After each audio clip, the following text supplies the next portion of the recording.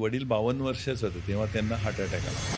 आम्ही 5 भाऊ 2 बहिणी असं मोठं कुटुंब त्या काळामधलं. मी चौथीत होतो आणि माझा सर्वात मोठा भाऊ आहे लास्ट इयर इंजिनिअरिंग आणि वडील 52 वर्षाचे होते तेव्हा त्यांना हार्ट अटॅक आला.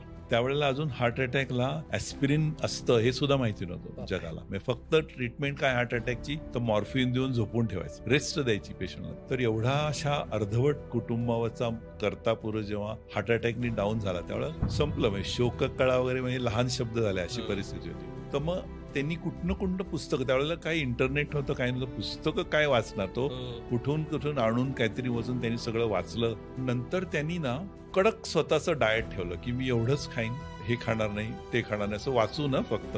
तर रोज ते हळूहळू जाऊन ते 5 किलोमीटर फिरायला लागले. मग थंडी वारा ऊन पाऊस असो ते फिरायला जाणार म्हणजे जाणार. आणि third thing that he did was offload केलं सगळ्या आईवरती. आमच्या सगळ्या मुलांना ना ते थोडे डिटॅच होऊन गेले. आणि मग कधी आयुष्यात सिनेमा न पाहिलेला माणूस मॅटिनल जाऊन बसायला लागला because he wanted to offload himself of the mental worries. पण 52व्या वर्षी हार्ट आल्यानंतर एकदाही एकोकार्डिओग्राफी अँजिओग्राफी होऊ नाही, 32 वर्ष त्याच्यानंतर ते जगले. म्हणजे दिस इज ऑल. तुम्ही डी नॉर्निशचा शब्द ऐकला असेल की प्रिव्हेंटिव्हचं पुस्तक आहे रिव्हर्सिंग हार्ट डिसीज.